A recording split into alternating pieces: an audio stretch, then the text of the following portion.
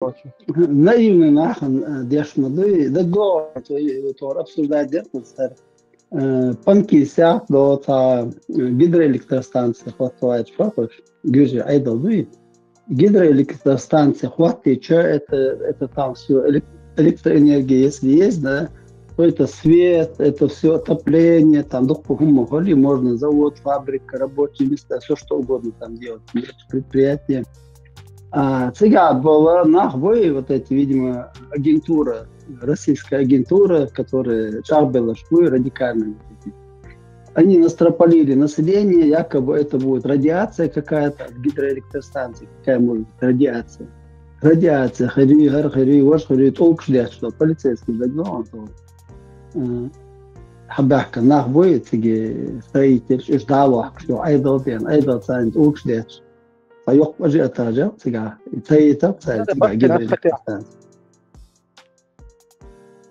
Ну, там, по всей видимости, тига художники, мехтик шуи, тига ца радикализме, ца борт мабуй тига, ца хил мабат, ца спанки ся ашпал, кистинч, ца радикально хил мабат шал.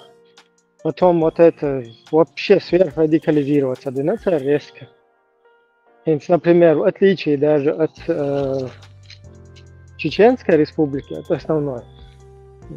Как бы вообще дальше баркуш от духовности, от вот этих там религиозности и так далее.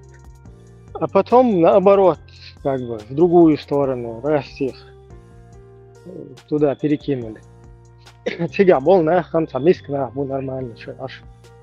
Но вот это вот чуть-чуть рано, да, хинт и вообще гидроэлектростанции. И сега я вот это прикидываю примерно, и хунде что видишь. Они видят, что все под контролем, Волжу и регионы метик. Да, аккуратно, там мировая общественность, наверное, европейские какие-то международные институты чуть-чуть надавили, давайте порядок, вот знаю, условия и разный радикализм под контроль, да, это сега. Да, эти пошли. Аккуратно там свет умать, сен амабахар, рабочий мехтик походу. Радикальное движение шуить, ФСБ полностью контролировать еще. И вот в таком вот духе, да, и он доволен. Тут раз сел сразу это перехватили инициативу. Шаева кунады ноги. خذ حندي شو تاريس هنا دينك خير دو خيش تغل دو ради цифры тягады цифры шум да что вообще по проблеме что он тяга гидроэлектростанция идти алхетич нормально ответить никто не может. Это говорит о том, что люди чисто пропагандят, с помощью пропаганды их вывели, короче, и вот этим противопоставили. Айдал тебя, да. И что дух сун тебя наблюдать в картине. И как раз примерно на этот период Хангашвили уехал в Германию. Вот если там связь какая-то, то есть мог бы он влиять, мог бы он там грузинам как бы помогать, грузинским спецслужбам или не мог, это вот остается загадкой. И растешь, короче, барабан именно и вер, да, тебя. Короче, интересная история. Небольшое просто замечание я хотел бы сделать по этому поводу. Вот когда ты сказал, что агитации, там, пропагандой, там, их выгнали. Нет, их, наверное, скорее всего, выгнали под какими, шантажируя или насильно, потому что если бы их агитировали бы, у них были бы какие-то аргументы, что-то они могли бы внятное сказать по поводу того, почему им мешает эта электростанция. В связи с этим выходит наоборот, что их просто, они подневольные. В смысле, у них нет никаких аргументов. митинговать. И что я Ну, у них аргументы у них, да, аргументы у них были, просто вообще какие-то несостоятельные ответы, потому что радиации вообще не бывает от гидроэлектростанции. Это же не атомные там электростанции строят, видите? Гидроэлектростанции, радиация. Кстати, насчет атомных электростанций, надо нам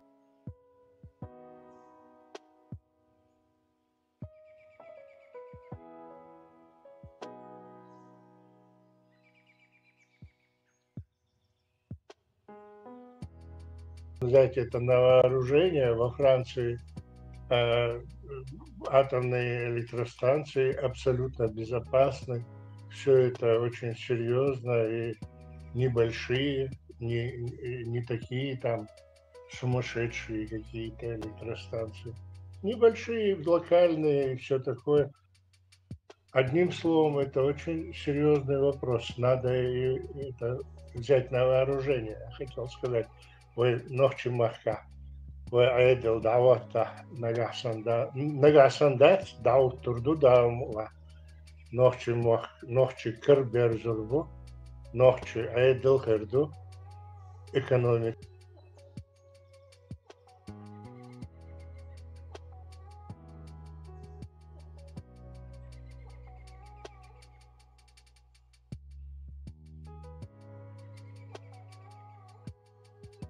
И мощнейший, да.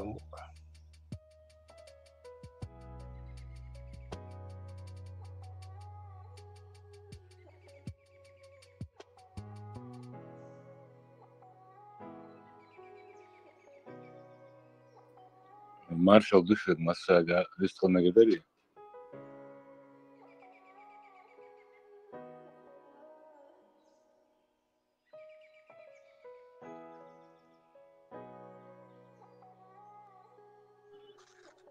Вестал, маршал.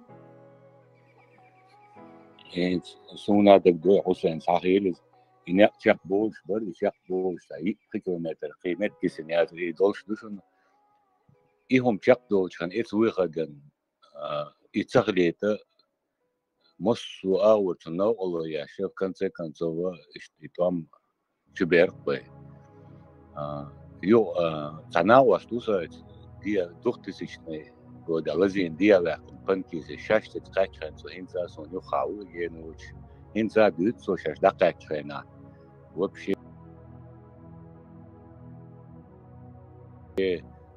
بوصلوا لنا هما دازر شاشة دا يعني شيء على هاي نوشتو خدك دو شوم درا يخشى يخ تيجر إشتا تيجر تورتي دي تيجر ليشينين يخ تشتريت البودع شاقاطعنا وبشي قي سитуации بارق سيا سؤال يعتقدون أشياء يبلد دار متى نصارى أجين شتات أول شو عاوشين شيء بعشر كفرقة عين بالإناخ بات صار تانا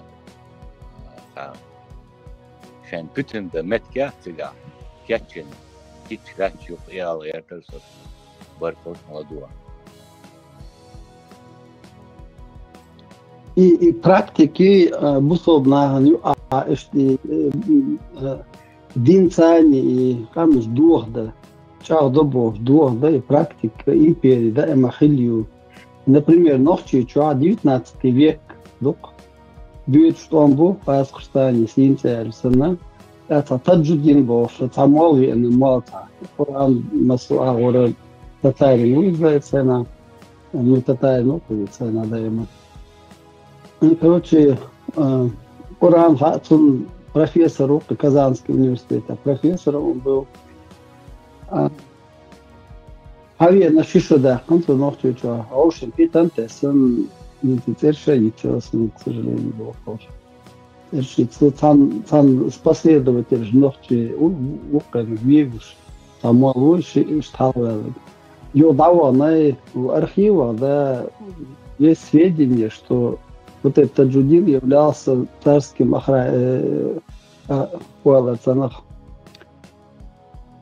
царской охранкой, агент царской охранки Олтона. Итоги. بس شويتن وشوكي قاعد نبصوا يشتلي ديز قرآن نيستا بيش وقع نيستا بيش وروشن يهم جديد هذه تنين تواني وعديك ذي لينين ساعات نوخشني عبرت بوقات بنا هردعوانا وإتوغي وي غيال تجوزا خلق إزدو чубаныш буй темлой гражданский нагдабан испанки садуку амайни ё религиозные нагбаться радикальные буй, ну как бы радикальные, что тоже для меня интересно, да, эти 93-й год, 93-94 год. Вот мы от главного штаба, да, 93-й год, 94-й. Гихта, он был член, Гихта. Бентимиру, Гихта, воинская часть Чухи, да. От главного штаба улица, вот игишь, Арба, да, и там от Гилаева были, от Басаева, от этого Гелисханова должны были быть, но некоторые не пришли вообще туда, и от главного штаба основные силы были там. Урус Мартан, что Хадо, Шедо, Кешнеш, Дуктыга, Гихтавич, ну, Очур Гез, Хадья, двуделит, он пересница, Масит Витига, замначальника главного штаба, по тылу, Хаваш был, что из-за Дахела, ну, расстрелять вверху, что тебя карбон шпыш. Короче, я что хочу сказать, вот Ицхайна, Урус Мартаня,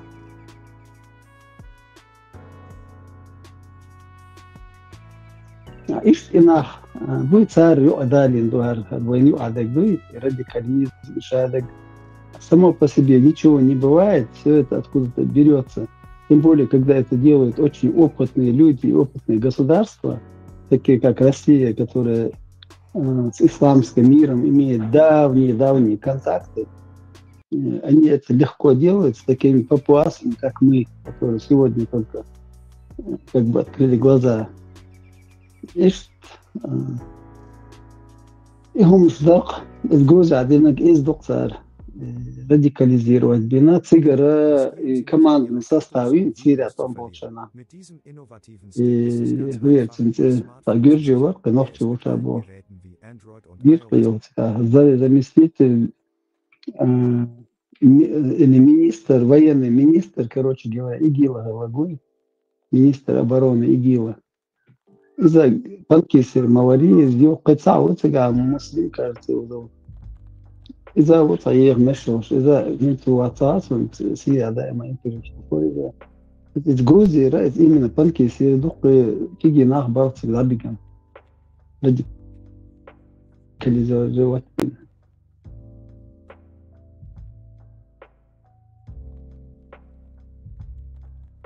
حسين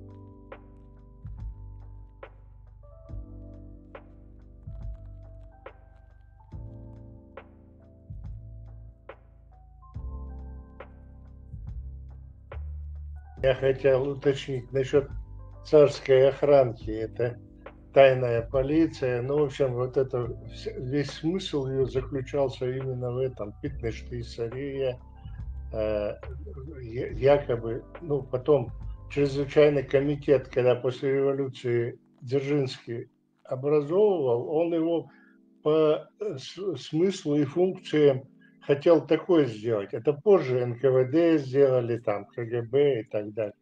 Это эволюция типа того, что... А вообще, фактически, это был вот этот такой чрезвычайный комитет в царское время, который и питнеш-тущи, и так и остались эти все вот эти силовые структуры в России, особенно секретные службы, я имею в виду и разведка, и контрразведка, все время занимается только провокацией, подлость, убийство, насилие, террор и стравливание народов. Вот вся сущность, так как было при империи, так они и остались такими и сегодня. И выполняют функции именно эти. Нисту из царской охранки чрезвычайный комитет, ё НКВД, ё КГБ, ФСБ из царской охранки. ساعات بخيت الضمادات أني просто بيرق خيتها خيش حبوش مقناخ.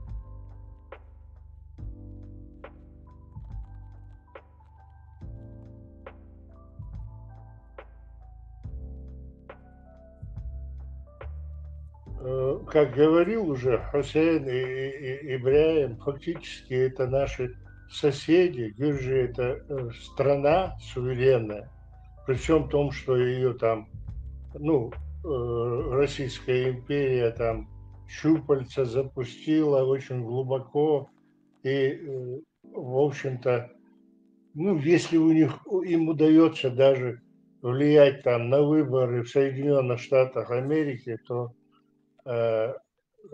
доброй Грузии, конечно, у них там помощнее возможности и влияния.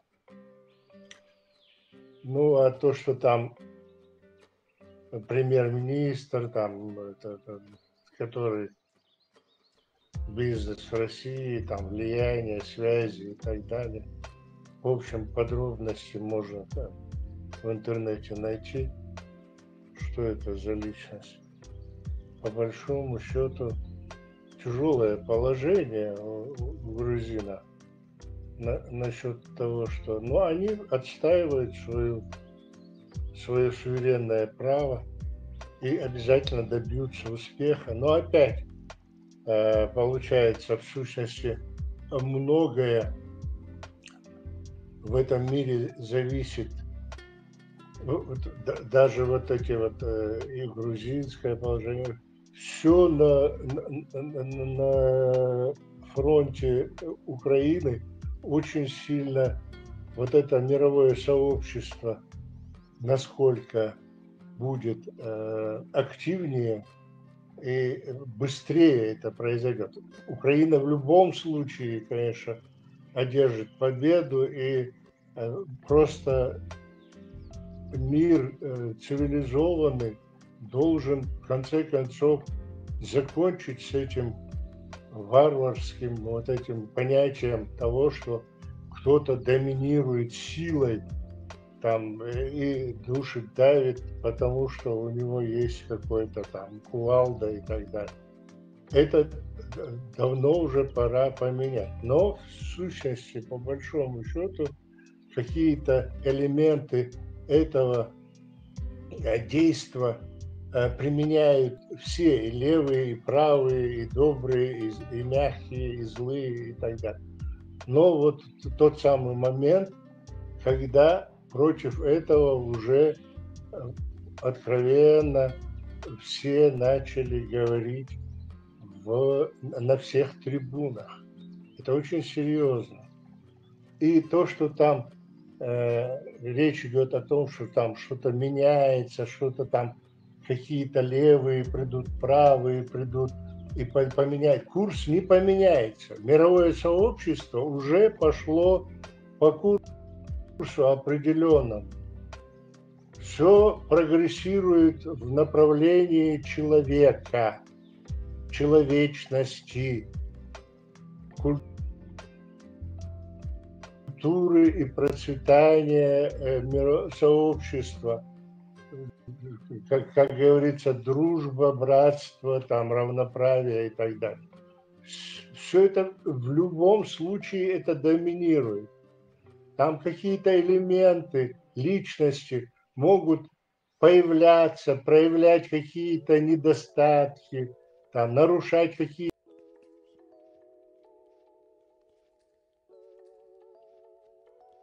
законы, даже влияние оказывать, коррумпированными быть, там какие-то звенья нарушаться могут. Но тотально все человечество идет к прогрессу, и это не остановить. И так получилось, что вот эта вот имперская война со стороны России и война за независимость и свободу, за отстаивание своего права со стороны Украины, оно превратилось в просто тотально влияет на то, что человек за левых или за правых. И он демонстрирует. И вот когда в этот момент в России на оккупированных территориях невольников, там, когда говорили когда-то в египетские там выращивали детей там и на Кавказе, и там в других странах оккупированных, взращивали воинов, и потом они становились там, некоторые даже достигали такого успеха, в смысле карьеру делали воинскую, что становились первыми там чиновниками, ну, военными имеется в виду, руководили войсками, чуть ли не, да. В общем, знаете вы, да, вот эту вот историю там. И грузинский писатель об этом очень интересно писал. Ну, там, может быть, какие-то факты он использовал. Но по большому счету это можно было бы отнести к любой нации с Кавказа. Вот это вот, когда, в смысле, герои эти встречаются от одной империи и от другой, и между собой воюют.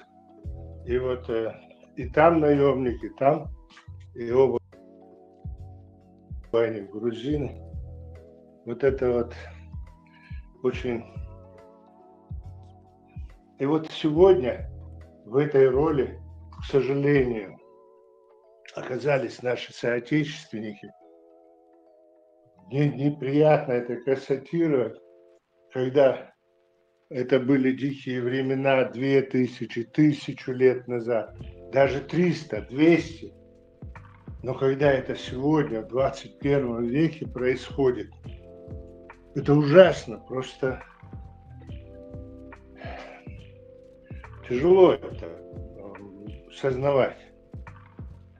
Но это факт. Да, вдохнем, да.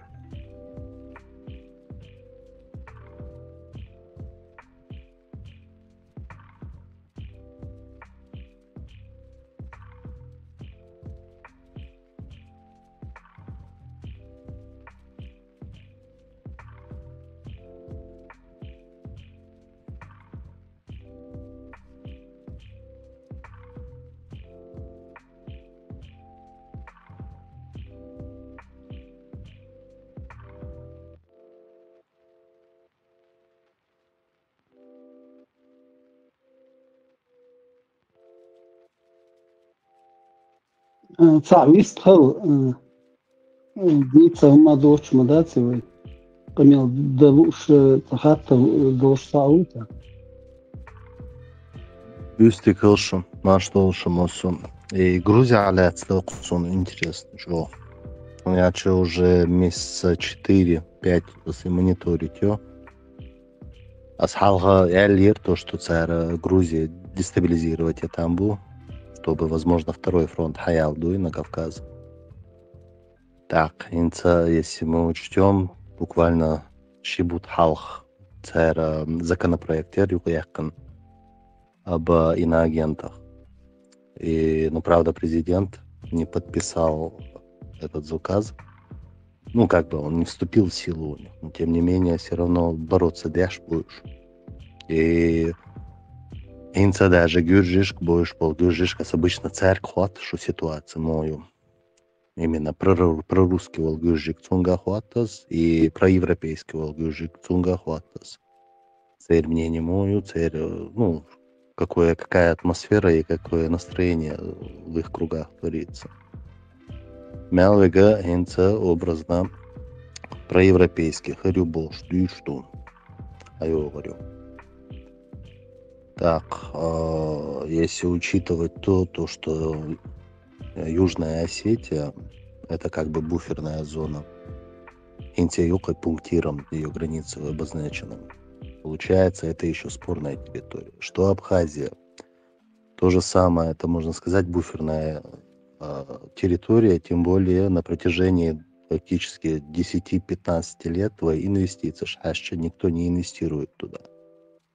Ни с русской стороны, ни с европейской стороны. А это говорит только о том, что возможно иметь нестабильные ЛНД. Конечно, царь сразу на законопроект ссылаться до якобы. Сега, муэрдер, что сама площадка для бизнеса типа ненадежная больше. Но имеется в виду то, что образно Гаска Шмол исторически право юшей на эти территории Шашхаяк у Украины. Тогда и у грузинов тоже моральное право полное иметь все претензии на свои территории. И на проевропейский Эдал, да, я думаю, второй фронт будет открыт. Это чисто мое мнение. По крайней мере, тут я должен дуешадик. Ну, о том, что Россия, да, которая ведет сегодня военные действия на территории Украины, нуждается в открытии второго, третьего, четвертого очага какого-то другого на других участках для того, чтобы отвлечь внимание мирового сообщества именно только от Украины. Что это было сделано, например, в Израиле, да, когда палестинские террористы захватили, зашли там, поубивали людей. Надо знать, что именно за этим Хамасом стоит Россия. Они там финансируют, они вооружают эту организацию и всячески помогают. Даже есть видео, если кто не поленится, на Ютубе найти, может, видео Проханова, такой писатель Проханов. Проханов выступает на митинге, примерно так называется, точно сейчас не могу вспомнить, где он в Москве на митинге говорит,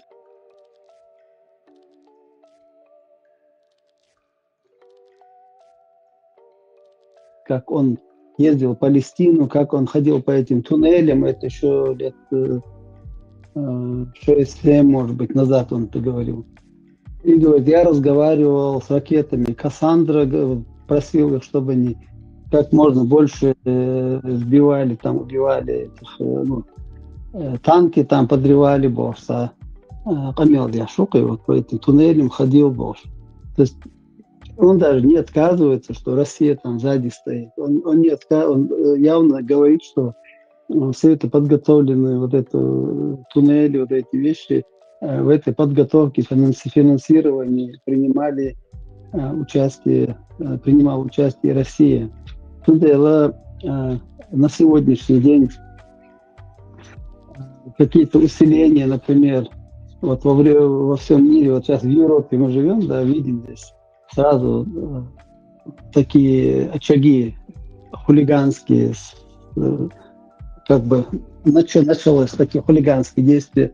Якобы молодежь, вот в Австрии, например, дерутся, да, молодые сейчас сирийцы, чеченцы, сирийцы, Волшодина, газет читаю здесь, что во Франции та же история, в других местах та же история. Для чего это делается? Для того, чтобы во время выборов именно выбирали к власти, пришли радикальные антиевропейские какие-то силы, да, которые против этих мигрантов и так далее. И когда экономика начинает пробуксовывать, когда в стране начинается бардак, естественно, это народ бывает против власти, народ недоволен управлением власти, и те, которые у власти, уже оглядываются на то, как им вести политику в отношении других стран. и шады, как взаимосвязаны, там леждина и Россия, и том бешмелю и империя меллета и что есть. Потому что империя не может жить без войн. Империя, как только она переходит на рельсы демократии, моментально разваливается. Потому что состоит из множества народов, насильственно удерживаемых в этой составе империи. И для того, чтобы их удержать, нужны вот эти аскшоптунов, спайки, голотунов. Ну, какой-то корень, да, что их объединяет. Объединяет может только война. Вот людей отправляют на войну, потом пропаганда, что на нас хотят напасть, НАТО хочет напасть, Америка, все такое, 5-10. И люди начинают в это потихоньку верить, потому что годами до этого оболванивали через телевизор этих людей. И в итоге получается, что даже вот наши домашние, да, скажем, наши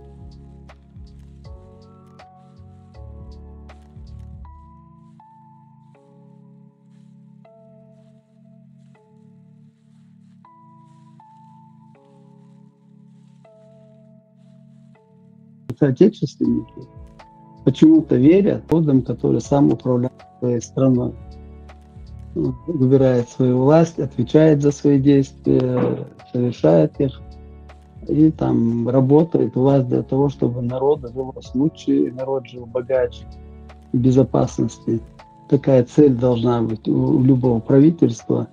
Вот для достижения этой цели, естественно, нам, чеченскому народу, имеется в виду, нужно будут в будущем специалисты очень высокого ранга для того, чтобы они могли конкурировать своими знаниями на мировом уровне, для того, чтобы они могли какие-то технологии к нам перетягивать, создавать рабочие места для наших людей, конкурентоспособную продукцию и так далее. Работы очень много. Просто военнохчи, мы должны думать о своем будущем, о будущем своих детей, своих потомков. Не сидеть сложа руки, ничего не делать, а именно активно участвовать в политике, именно в политике. Потому что люди, когда говорят «мы не в политике», эти люди не понимают, что они говорят. Когда ты говоришь «не в политике», политика тебя забирает под свое крыло, и ты становишься просто марионеткой в руках политиков. Поэтому надо быть всем политически образованными, грамотными и политически активными. Вот просто хотел бы такой посыл с Велишем. Хусейн, можно личный вопрос? У тебя раньше ник хирурга Ляска был, да? Нет, у меня никогда не было вообще никакого ника не было. Я всегда под своим именем. Хусейн Исханов меня зовут, это мое настоящее имя, фамилия. Ник Шкалахалаватса. Я, значит, просто перепутал вас с кем-то другим. Для того, чтобы вы мог освободить, я думаю, нам нужно трубить образно гулуш, митинг, шаш и трубить и говорить только об демократических ценностях. Никакого политического ислама, никакого шариата и никаких образно религиозных предубеждений в авангарде нашего прошения у мира, да, об нашей государственности. Только абсолютно верно. У нас есть очень демократичная конституция 1992 года, принятая парламентом нашим первого созыва при жизни еще Жохара Дудаева, 91-я конституция, причем конституция, принятая на год раньше, до образования Российской Федерации. Россия, которая сегодняшнее государство, они приняли и стали государством на год позже, чем мы. То есть мы намного старше, мы как бы имеем больше прав на свою независимость, чем Россия, которая стала после нас и еще нас пытается втянуть в свой состав в этом плане. А так придерживаться Конституции надо научиться самим, любому чиновнику, начиная с президента и кончая самым последним рабочим или уборщицей, или безработным, домохозяйкой, неважно. Все должны соблюдать Конституцию. Для того, чтобы ее соблюдать, хотя бы надо элементарные вещи знать, что такое закон. Все люди, кто не соблюдает закон, незаконопослушные, они предатели. Предатель Богу. Не предатели, преступники. Преступник – это человек, который приступил закон. Вот это называется преступник. Вот это нельзя делать, но ты пошел и сделал. Преступник Болтонов. Ты как бы пресекаешь, ты государственный устрой, считается предателем. Не предателем, но предателем Богу, преступник. Предателем, если передаешь одну сторону, переходишь во время войны на другую сторону, или же в мирное время работаешь на какое-то вражеское государство, ты предатель. А так, когда ты нарушаешь закон, преступник. Хусейн, позволь мне еще один вопрос задать. Почему мы нуждаемся, как никто другой, мы имеем право на независимость? Можно от тебя услышать? Еще раз скажи. Мы имеем право на независимость. Я вот хотел бы узнать твое мнение, почему. Право почему? Во-первых, вся история нашего народа говорит о том, что Россия хочет нас уничтожить, и неоднократно она это делала. Если возьми 17 века, когда 16 века даже, когда впервые русские пришли на наш Кавказский берег, высадились, первые стычки были. Потом в 17 веке, по-моему, при Екатерине, при Петре Первом, при Николае, при черт его знает кем, постоянно попытки завоевать и уничтожить Кавказ и чеченцев как самую такую нацию, которая сопротивляется больше всех. И мы за эти годы, за эти столетия, если бы не было этих войн, нас было бы уже, наверное, там, может быть, 100 миллионов граждан, людей. Из-за этих войн в 19 веке численность населения при Ермолове, при имаме Шамиле дошла где-то до 90, кажется, тысяч всего населения осталось. Остальные были все истреблены. Потом ближе уже сюда, когда гражданская война в России началась, после Октябрьской революции началась гражданская война, и когда гражданская война закончилась, нас обманным путем, опять вовлекли в этот Советский Союз, пообещали, как Ленин, помните же, у Ленина был лозунг «Земля крестьянам, фабрики рабочим» был лозунг, а чеченцам шариат, сказал Ленин, негромко, правда. И наши люди, дали чеченцам, сказали, стройте мечети, занимайтесь чем угодно, молитесь и так далее. То есть лишь бы мы вас будем кормить, поить и защищать, вы свободный народ, можете заниматься своим делом. И после того, как... Кто сказал, имеешь? Это образно, Ленин сказал, земля рабочим, заводы крестьянам. Я от себя просто говорю, чем нас обманули. А чеченцам сказали, вам шариат, Я почему это говорю? Потому что Узум Хаджи, они когда была Горская республика, как поломалась Горская республика из-за того, что они захотели светское государство, а захотели шариатское государство, если кто помнит эту вещь из истории, то там уже была такая попытка построить шариатское государство, исламское государство вместо Горской республики, потому что Горская республика объединяла эти кавказские народы и уже имела выход на Англию, на эти зарубежные страны. Были свои деньги там, были Министерство иностранного дела и так далее, все эти структуры, они функционировали какое-то время.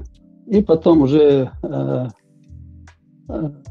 религиозные наши деятели вошли в сговор с большевиками и, естественно, там совершили переворот Алмигадолштока. Вместо этого получили бы то, что мы имели потом.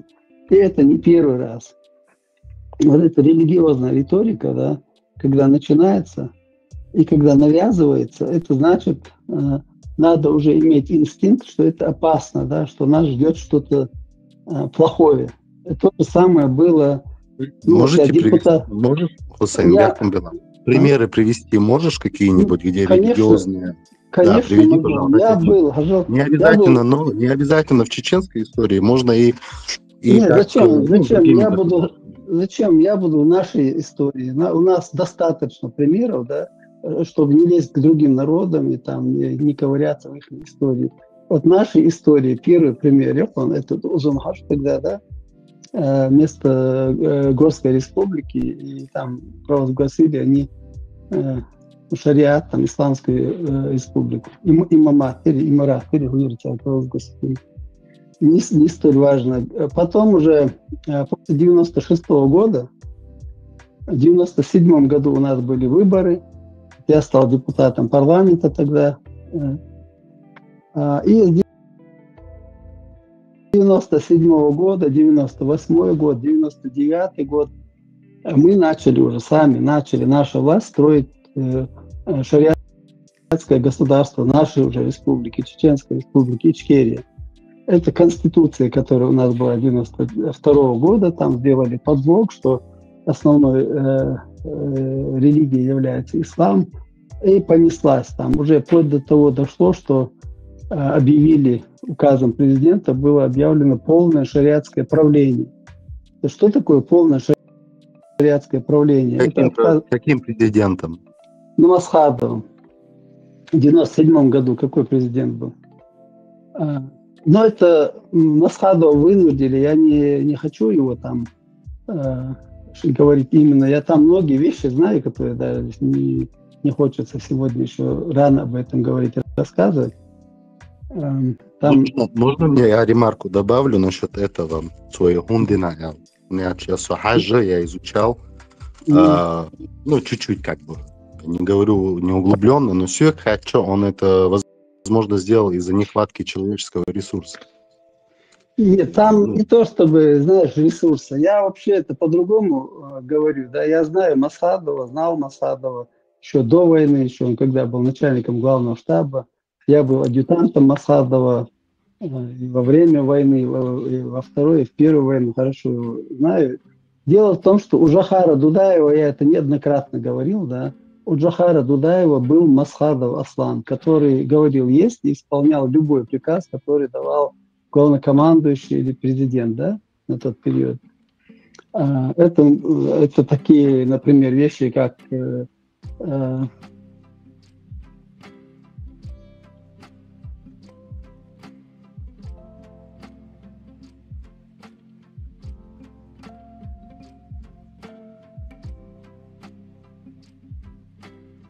боевые столкновения на Теречном районе с бандами Автурханова, там, Гантемирова и так далее. И потом это опять уничтожение банды Лобазанова, это уничтожение банды опять этого Беслана Гантемирова, Гихах. То есть много вещей, где Масхадов, беря на себя ответственность за эти вещи, да, шел и разбирался с этими людьми, как положено.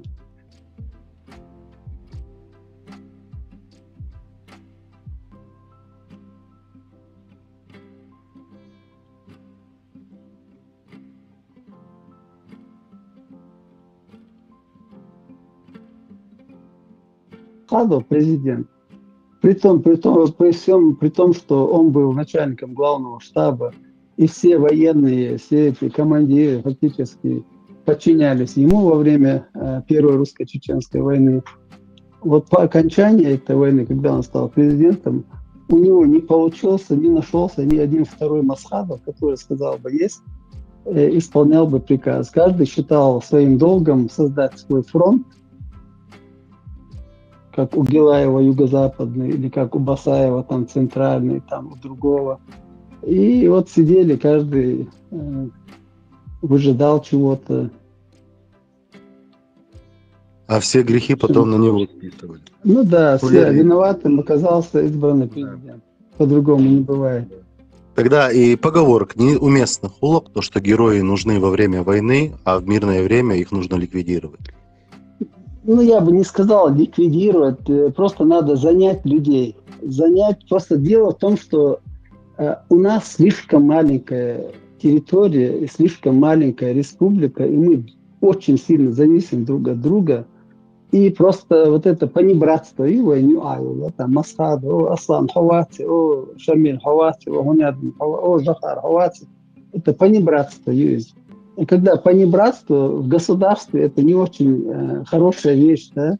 Должна быть субординация. Вот это, когда субординация нарушается, начинается понебратство. А когда начинается понебратство, то уже о каком законе можно говорить? Там уже хауи-сауи было, да, то есть было. Понебратство, можешь пояснить, пожалуйста?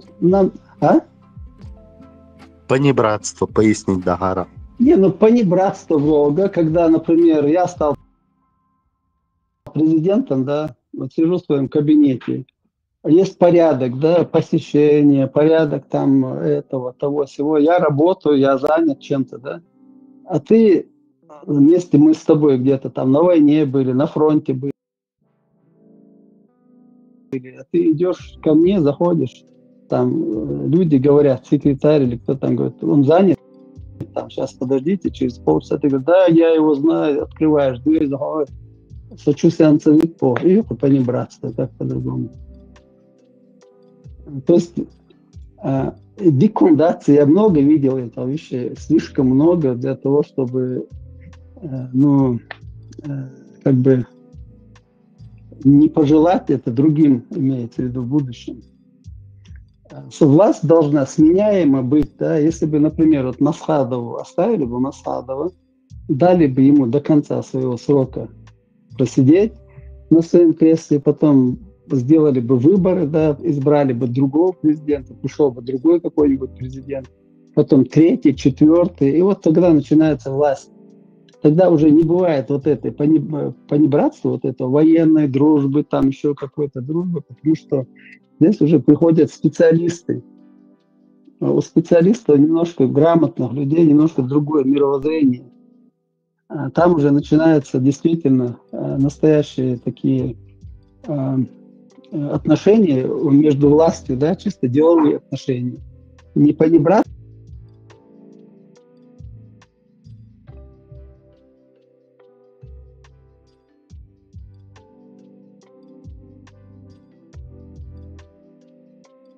Не дружественные, а именно деловые отношения. Вещи разбирались там по-легкому, не таких сложных осложнений у нас не бывало.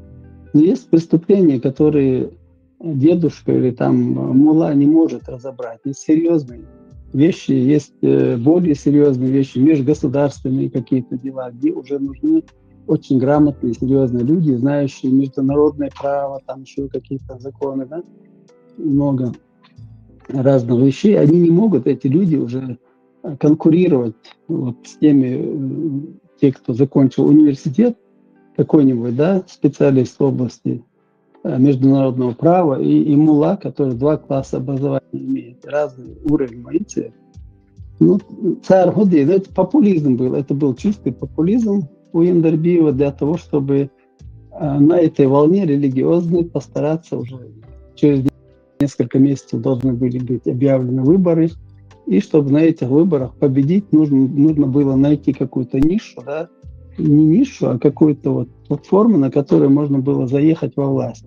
А эта платформа после окончания Первой русско-чеченской войны, когда все на каждом шагу Аллаху Акбар, Дейл Цархвай победили, да, ажиотажи, эйфория от того, что нам Всевышний помог, это действительно так, никто не отрицает, но политику это нельзя было нести. Но здесь вот этот ажиотаж вокруг религиозный ажиотаж сделали, и потом нашлась группа, да, вот есть такой Джамбулат Сулейманов, да, он на одном видео рассказывает, что хвастаясь, причем, что он со своей группой пришел, выкидывал из судей, светского суда, и вместо них сажал туда вот этих с улицы пацанов, которые называли себя судьями шариатского суда. Это было совершенно преступление тем же Джамбулатом тоже, хотя он это еще... Почему его здесь не привлекут к уголовной ответственности? Потому что это преступление против прав человека, да, и не имеет давности. Да, я же говорю, суда, когда нету, как ты его будешь? Они убрали судей, которые могли бы их осудить, да? Поставили своих Откуда? людей. Из Парижа аж малый. Коза,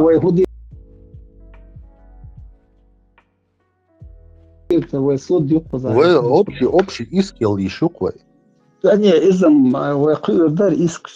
наши внутренние дела, которые мы должны будем потом дома расследовать. Это дела уже чеченские судьи должны, чеченские следователи, будущие какие-то, чеченское государство должно все военные преступления, не только которые наши совершили, но и совершила Российская Федерация в первую очередь, должны быть убийство Масхадова, например, да, самое такое.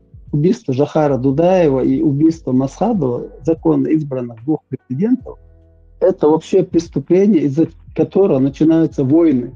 У нормального государства, да, если ихнего президента убьют, начинается война. То есть настолько это серьезное преступление. Вот эти два преступления, ну, понимаешь, мы такие, как будто ничего не произошло. Вот Масхадова, ну, убили, даже тело не отдали. Жохара Дудаева убили, пришлось спрятать его тело, да, чтобы захоронить его в тайной могиле, чтобы русские потом не откопали и в кунсткамеру не положили его, как голову Хаджи Мурата, примерно. Иштигумуш мадуи, так, ахавай, сагил дует, о чем? Гила ду, разрозненный ду.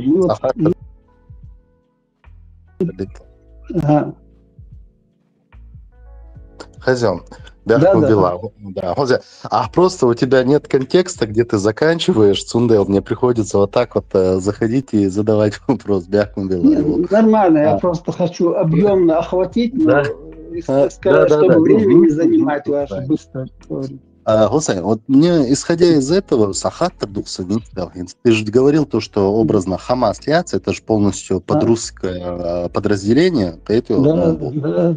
А есть ли такой, мы можем допустить такой вариант, то, что Вторую Чеченскую войну, когда именно арабизацию начали навязывать в наши края, и именно финансы начали оттуда поступать, ты допускаешь тот вариант, то, что русские могли вот через Хамас, вот так, через саудитов, нас специально вот так радикализировать, чтобы потом в будущем объявить нас вообще террористами на весь мир и уничтожить тотально?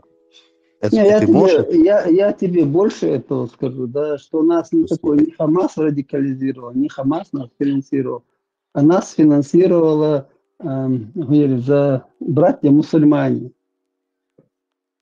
Вот от братьев-мусульман, да, организация братья-мусульмане, которая в Египте, с 92-го, 93-го, 94-го года вот эта организация поставляла медикаменты рефрижераторами на территорию Чеченской Республики.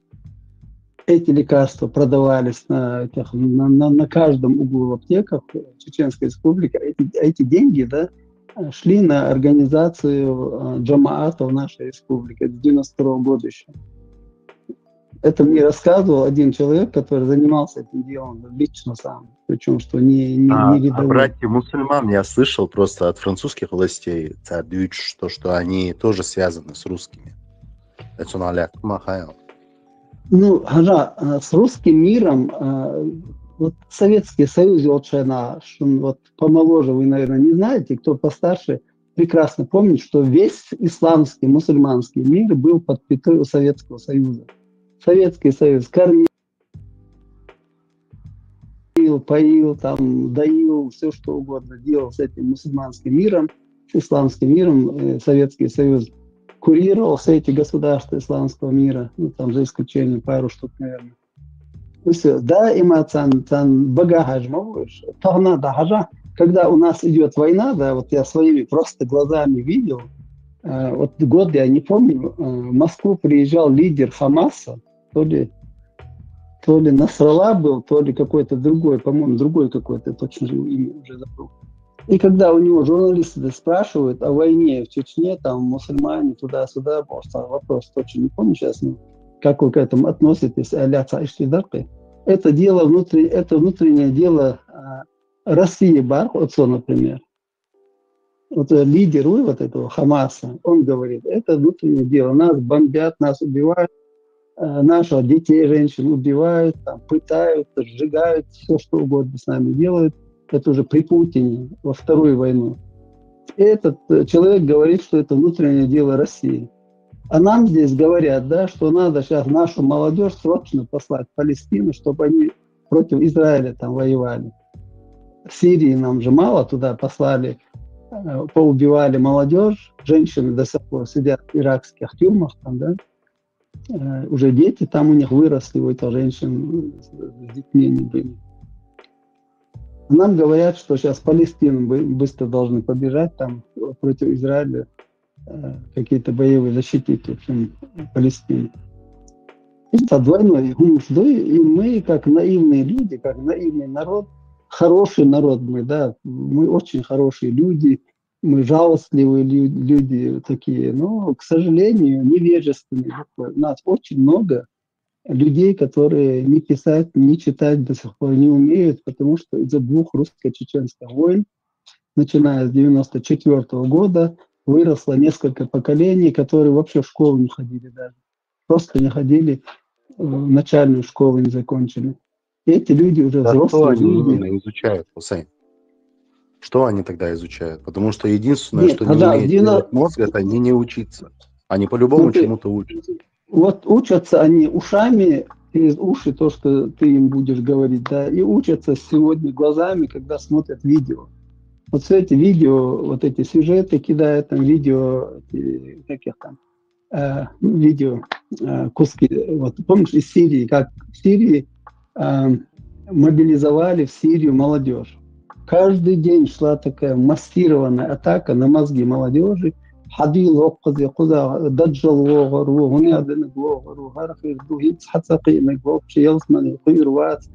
ты можешь здесь погибнуть, своих родителей в рай забрать, вот туда-сюда там.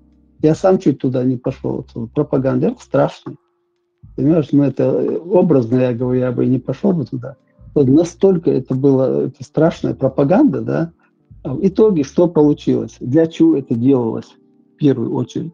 Для того, чтобы наше сопротивление, Нохчи-Чурнак, чтобы его искоренить, да, в первую очередь все вот эти, которые, ну, в итоге так и получилось, последний амир Имарата Кавказ дал клятву верности Багдади. Этим закончилась наша вторая русско-чеченская война. То есть объявление Имарата Кавказ и вот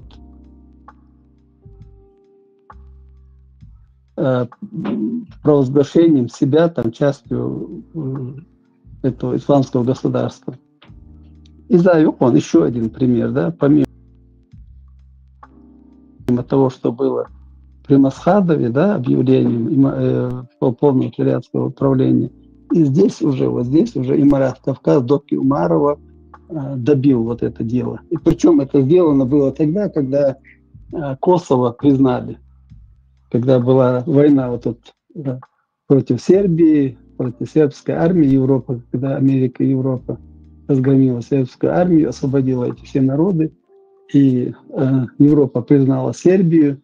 В это время стоял вопрос, возможно, о признании нашей республики, да, как государства, которое было тоже оккупировано Россией. И тут раз всплывает этот вариант с Имаратом Кавказ, и все. Все вот эти наши законы, потуги, желания, все уходят в песок. Полностью истребили наше государство. И потом уже кто будет его защищать, или кто будет говорить свободу Имарату Кавказ, что ли, будут говорить? В принципе, Шадык. И все это через призму религии нам потихонечку делают. Многие даже не хотят понимать этого. И последний фактор Дукса. Исходя из всего, перечислить демекдой исторически, образно, как у нас строилось государство именно после первой кампании. Ключевой ошибки, что и допустить в органах власти. Ты можешь их увидеть? Они как бы очевидны? Во-первых, кампании никакой не было, да, надо вещи называть своими именами. Это была русско-чеченская война. Так ее надо Да, только это русский. называть. Да, потому что русские тоже навязывают нам Если эти честно, это названия. был вопрос с подвохом, а специально ему ответить до Хажду Да, Форса. здесь У меня русские... свой угар тянет, он бяшет смонт. Я когда они говорят чеченская, я всегда говорю, нет, это русская война. Чеченская война – это когда гражданская война будет, чеченская. Войной не может быть война с одним названием, когда идет между двумя государствами. Сегодня русско-украинская война идет, мы же так должны говорить, а не украинская война. То есть здесь тоже в этих терминах очень важно не заблудиться, да? Именно отстаивать свою точку зрения, навязывать свою точку зрения. Двічі, ошибки, да?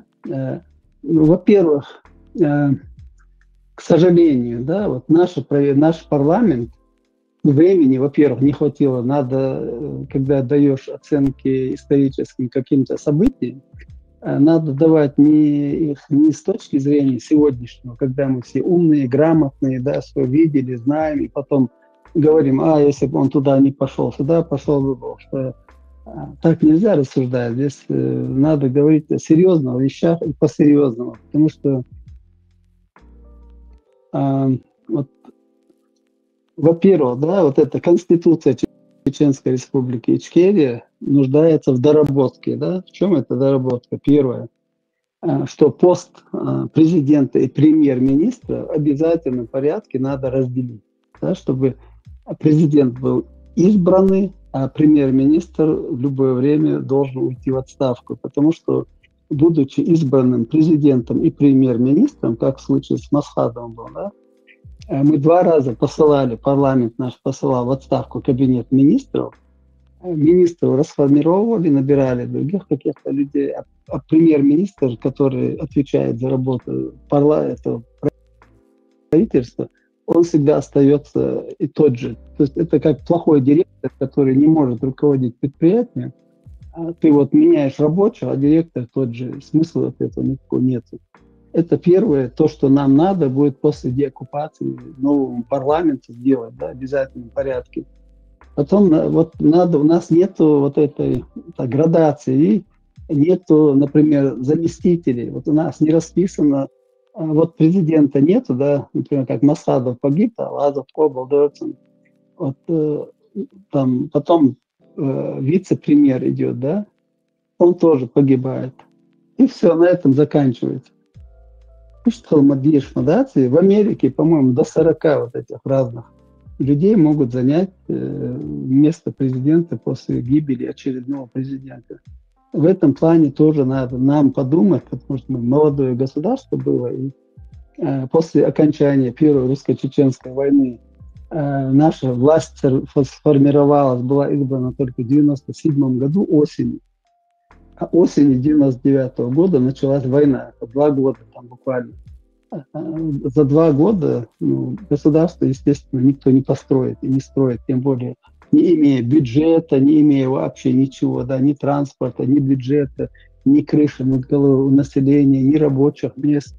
Из-за этого не было налоговой системы, ничего не было абсолютно, никакой помощи ниоткуда не было. Отсюда это очень сложный процесс, но мы его как бы не умерли, выжили там в этом процессе. И просто ошибки в том, что любой человек, да, который приходит к власти, вот ночью я это что-то заметил, каждый пытается не соблюдать закон. Каждый пытается, вот сел в кресло, да, он считает, что он там царь. Неважно, директор завода, директор ПМК, там какой-то маленький начальник, большой начальник. Сегодня дома посмотри, любой гражданин пойдет получить какую-то справку, а там сидит девушка молоденькая или какой-то парень, и он тебя будет мусолить до тех пор, пока ты ему не положишь деньги, взятку не дашь. Вот это страшный бич взяточничества и вот это родовой гумстой, тайпани, токмани, уняднаги. Вот это во власти надо вообще жестко ликвидировать. Из области понебратства. Значит, этой молодой девушки, которая денежку берет на стол, фишка в том, что они даже и не понимают, что это коррупция. Для них это в порядке вещей. Ну И да, за вот я, все да, это отвечает человек, я был... который будет сильно привязан к своему месту и креслу, то Мгм. его как прорусским нельзя по-другому назвать. Чисто церь идеологии, чисто церь Смотри, мышления. и в моем, Это да, мне было, знаешь, до войны, да, в 90-м году примерно, ну, до развала, кажется, Советского Союза, до развала, до 80-й, 85-й год примерно, точно не помню сейчас. Короче, мы поменяли из Тульской области квартиру на Грозный. В Тульской области поменяли, там, с Волгоградской на двухкомнатную, потом там двухкомнатную, здесь поменяли на трехкомнатную, что ли, значит, движение. И у меня был ордер, да, на эту квартиру, на квартиру в Грозном, обменный ордер. В общем, этот жительница отсюда русская переехала в Тульскую область, а я с Тульской области приехал в Грозный. Вот она там на месте меняет этот ордер, получает на свою квартиру. Я у нас в Грозном должен был получить, в советское время должен был получить ордер на мою квартиру. В общем, квартира, да, чтобы, ну, молодежь, наверное, не знает, что это такое. В советское время был, например, дом строит завод, да, какой-то большой завод, этот дом принадлежал именно к полузакрытому, полувоенному заводу в Тульской области. Ведомственный дом Олцинов, ведомство построило этот дом, и 10% квартир отдает райисполкому. А это райисполком разделяет его для населения. Остальная 90% идет на заводским рабочим. Вот моя квартира была именно из 10% фонда. То есть я приезжаю, сидит какой-то ингуш лысый, да, такой жирный, в ЖКХ в городе Грозном. Я захожу к нему, салам алейкум, туда-сюда, документ, что он обменный ордер езер был. Он там посмотрел, печать был, печать был, куда печать был, завод, и от Баолушон. И дадал, и хейцит. Азбо, хажам было, печать, вишь моя цыга, ведомственный, тяну, рокода 10%, фонд юкай, вы тяну. Азбо, отца, босс, прокуратуре, гурон, ты у меня вымогаешь деньги, я тебе все равно их не дам, босс. Я вообще взятки не даю, босс, принципиально, я тебе не дам деньги, но я пойду в прокуратуру. Ну иди, босс, я пошел в прокуратуру, Ленинский проводы дала. Яркой столичный кафе Елчиги, цигат, она яркой прокуратура. Захожу туда тоже, салам алейкум, там 5-10, сбор. На собор, обменный ордер. Ну вот этот человек мне не дает ордер, какую-то печать требует, хотя она там не нужна, давайте разберитесь. Этот звонит тому, говорит, хайнях, бог, он жаловался, то есть одна банда там сидит. Ишь душу, дикту босс, дикту, нагаду. Я принципиально обратно поехал в Тульскую область, да, где мы расходовал намного больше денег, чем я ему дал бы, но из принципа я поехал в Тульскую область, там нашел эту секретаршу этого завода, там 2-3 дня подождал, она говорит, не нужна печать Гофа, я говорю, пожалуйста, я тоже знаю, что не нужна, ты можешь поставить туда? И пошла на директора, нашла, поставила печать с этой печати. Я обратно вернулся в Грозный, отдал ему, а сейчас что ты сделаешь, давай. А я сделал таких-то, лишь тогда карпас. Если ордер, да. То есть здесь мы сами не должны, я это к чему говорю, если ты хочешь дать взятку, да, ну, взять у тебя ее, любой всегда найдется. Самим надо людям привыкнуть к тому, что это плохо, потому что завтра, да, тебе еще хуже будет, послезавтра еще хуже будет. Ты сам себе делаешь плохо. Поэтому ни в коем случае нельзя давать эти взятки. А за взятку надо, естественно, наказывать очень строго.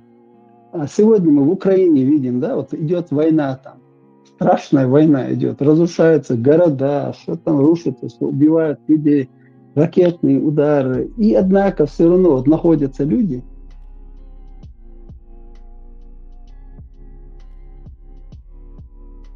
которые берут миллионами взятки, разоблачают их каждый божий день. إيش إدوك زيادة كشتاني دق.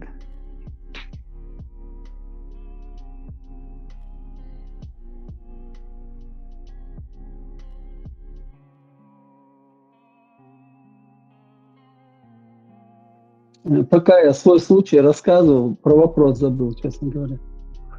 Еще дальше что-то забыть там Цаденерс. Вопрос был, какие проблемы Да, были проблемы, допущены да. Ну, я построение государства. до взяток дошел и на этом закончил, заклинило меня, да. Ну, проблема в том, что, опять-таки, надо вооруженные силы, да, к чему я имел непосредственное отношение в одно время. У нас, в принципе, после войны мы не сумели создать вооруженные силы, не сумели из-за того, что назначили министром обороны какого-то чувака, да, этого Магомеда Хамбиева, да, который два слова сказать не умеет на русском языке. Это обозначает, что он не знающий русский язык, выросший в советское время, обозначает, что он не ходил в школу, да, другого объяснения я просто не нахожу. То есть нет образования, он не военный человек абсолютно. Вот его назначили туда, его назначили сюда, то есть и там он завалил, и тут завалил, и везде завалил эту работу. За такими людьми никто не пойдет. В этом плане тоже МВД, да, начали играть с МВД, назначили Халимова Ислама вице-премьером, Халимов Ислам вице-премьер по силовым структурам, потом его назначили министром внутренних дел, потом он переименовывает Министерство внутренних дел, Министерство шариатской государственной безопасности, вводит в состав Министерства шариатской государственной безопасности джаматы с Урусматана, отовсюду, да, легализует их, дает им, естественно, получает право на ношение, хранение оружия, потом они расформировываются.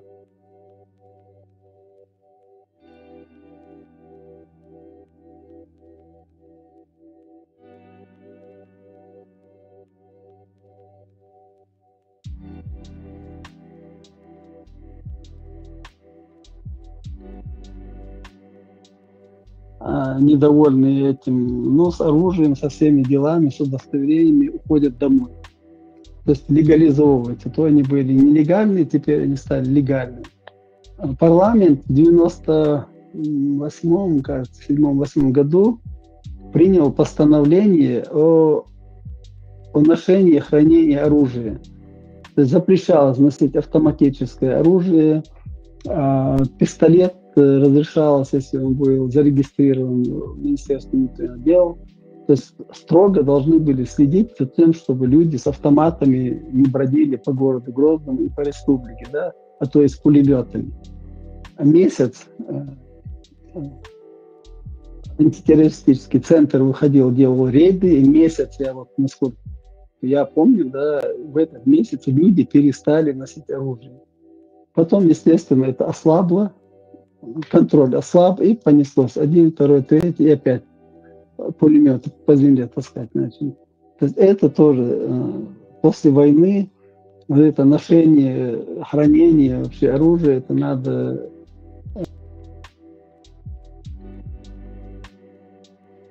Оружие, тем более у мужчин, они добровольно, никто не сдаст оружие, Хозяин. Тем более те, кто уже почувствовал кровь, царь лурмадац,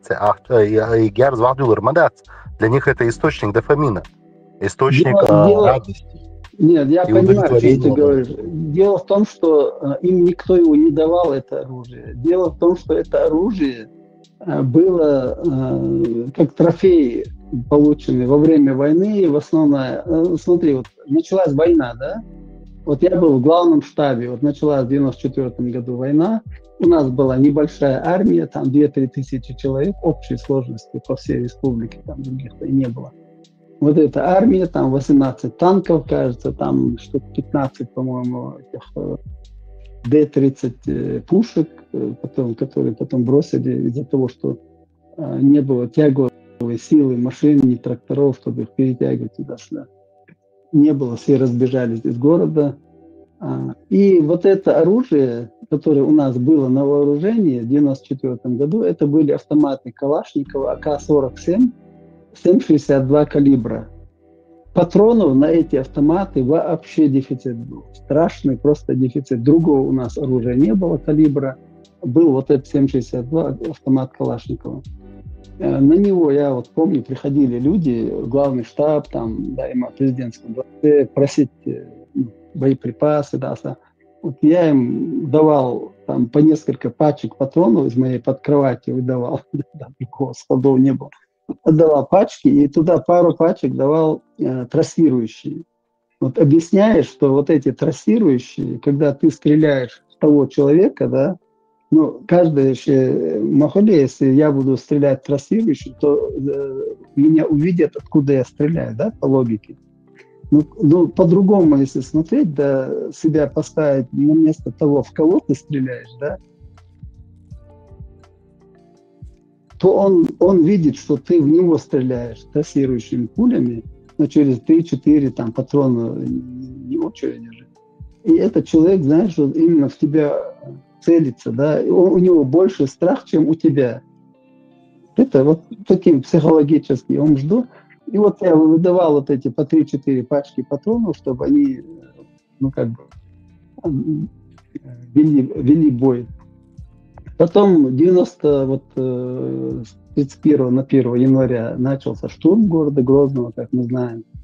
В этом штурме задействовано было вот с этой стороны железнодорожного вокзала 131-я мотострелковая бригада, Майкопская бригада, которые полностью мы там раздолбали, в общем, не осталось. 10 человек, 11 или 10, не помню, на БТР, последний БТР ехал по улице вот этой железнодорожного вокзала в сторону центра Хавош, по Урам. Там его подбили, взяли этих людей в плен вместе с заместителем командира, подполковник какой-то, фамилию забыл его. Они у нас были в плену, вот эти последние оставшиеся. Потом там с другой стороны по Первомайской шла колонна, полк, танковый полк Керцога 80-й, кажется, сейчас уже номера забыл, давно было дело. Самарский полк, а? Ветеран.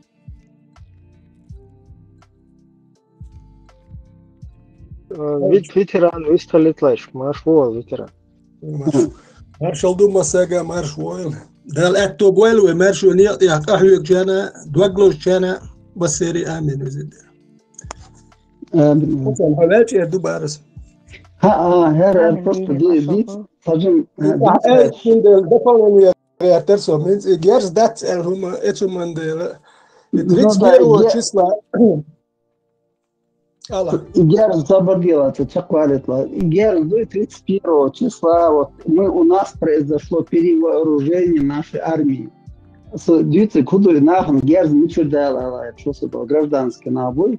Санцана дал, Мадьези, герз. Вот 31 декабря, вот это, когда начался штурм, и Массара Войновчича, почти что Массага 5,45 автоматчи, уже АК-74, и автомат штага Карпечер Войчан.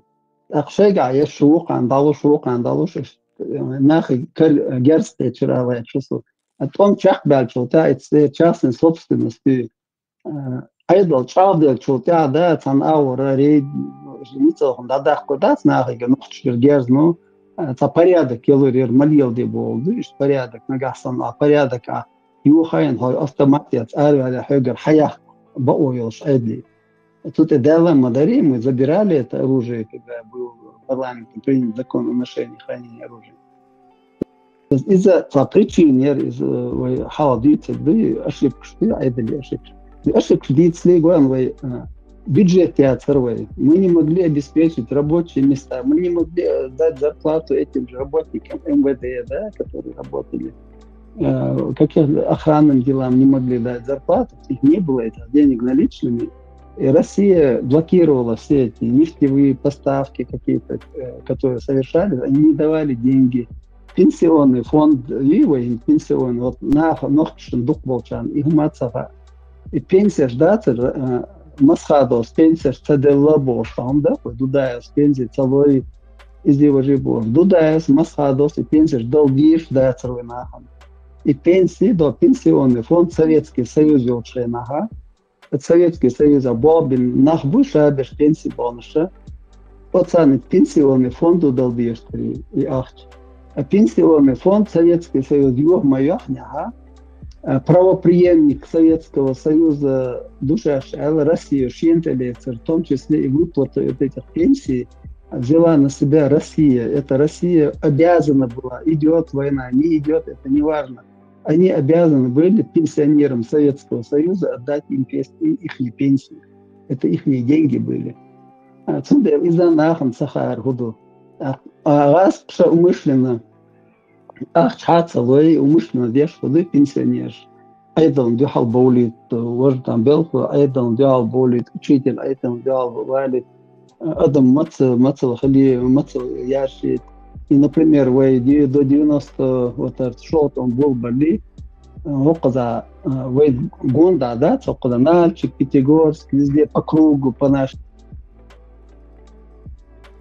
республике дают пенсии. Наши люди идут там, получают пенсии, и в то же время показывают, что в Москве, да, очереди за пенсии упали там дедушка, бабушка на землю, да, от голода и так далее.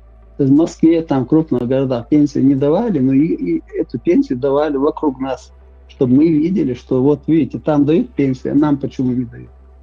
И докко гумш надуется, дится хан ездится, но выстроили трое следующий. Хозяин, и Герзен элдел эльячурсум. И 31 числа дать дохсун, это президентский дворец, чуадерту, Eurendo ist Litrue Mikrorayon olacak işte piketin şu yazar tapki yazar sigi as jetzt nereye diye grata matkariyan hendo jetzt nereye diye kson kajim işte das epizod sahu chant hum khaita ba zagal khudara işte ak mikrorayon yal sa şistör kant ekhoşun mikrorayon adart ak يوي حلقة يول تانك اتون قاعد سل ورك تو تا بوستيريوش داياتش ساياتش طلجينير اك اتبمن تحت تين ويا اخواتي ويا زود دوات ستري اوكتون شيل كولك شيتور بيك امتل بيديا اير اك تون اتون ديستروش اتون هوكلير زكلينيتين توختلوش توغاتيل تاول شنا واستر اليشت زكلينيت يعني نسكا كراز شيورتلو تحلخ درشينا اتشلو سوت كانو اخواتي يرش امتل بد اخواتي ير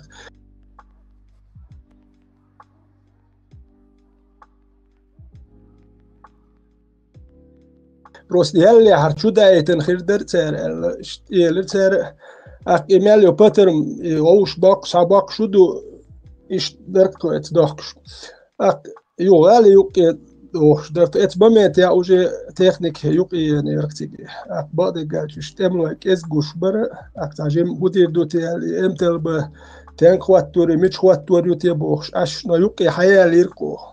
Ak temlo es baret juki ak tajim mo erdor doti ali ist kolajeni khwatter juk tajim khan nelch уже waji minut kol iglamani to dukut emlo kay formna shwakh تتن شني أول سيريوز نحيوش برخيت إت سبق ده وجه تيجا إت بسوا بوتنيكو ونستلرت خو أكتك يحلق يلتاك بين بس حلق ديتر وجه إشي يوخيت وجه تختك يبز جدا وجزال يدعي دره يوخ تشو سيك يرتيسون متشوه بيرش اللي إشت يلي وسدرياتش دقوق ديرون يميلي ليتيس درياتش يش داتيرون الدوي İşte etsinler ya payet kılıyor yani prezidentski duvara çaldı içer.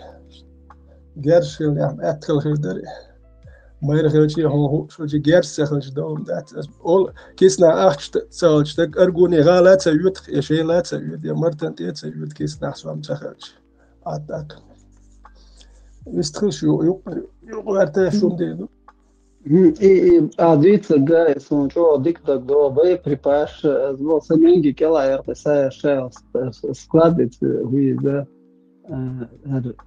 первый том был член президентский дворец, что где-то до 20-30 снарядов и гранатометов, и шалер نجح شمل وغير إيش يحتاجين طه تحاول شيلر حقيقة الشيلر تانك فوق اليوم إني دافع دي صار أبستي أشياء تتحوش حتى قوة تيجا جيرز درون دا جيرز درون تيجا إنه تيجا حتى إندا ترقوق دا جيرز درون تيجا دا لوش درون الشيء تاعك أوركي جواش بر دوح كان مش لا تيجي مش يعني جهاز حقيقة شو أنت تيجي بس عند لازم تقول إيماشين تقييم نشطت كا كورسي روتاش شلونسكي تراسة كا إيماشين يخرج يودي تلويش تقدر جهاز حقيقي أشتري تاهم در اتخنا دو حال تون بول بتشالا إنزلي ما هو ده أنت يا ماشين كيم شراكش تقول لي بس ماس متغولين يخ فوي هدو كادر وأرميين например هقط أوكرين شبلا نلش أرمي يقتل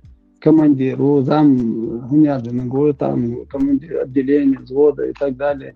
То есть по шешек элек, да, и чай, омбудсмен. Войны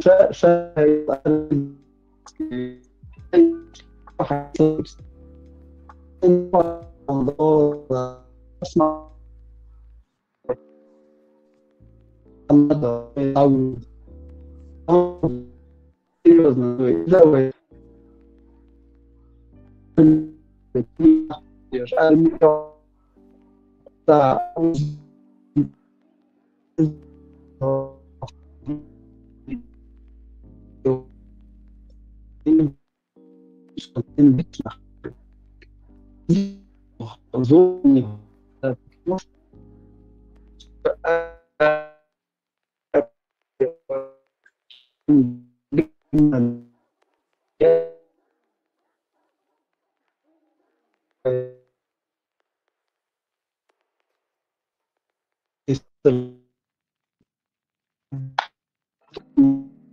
Почав владе поездит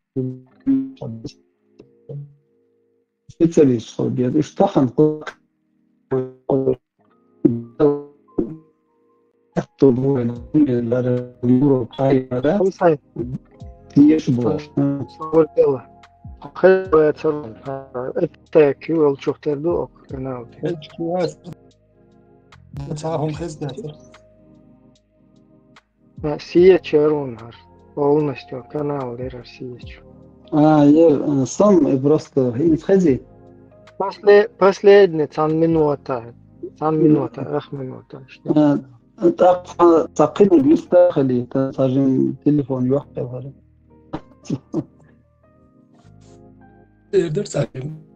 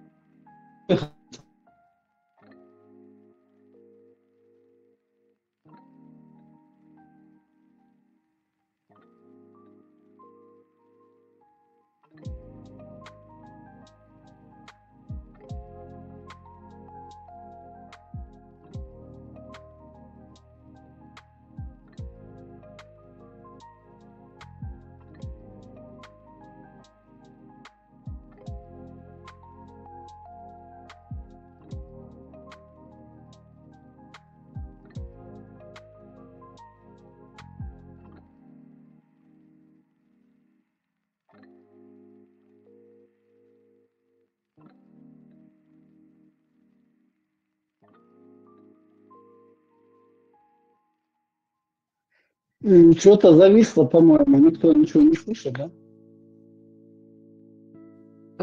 Jim, это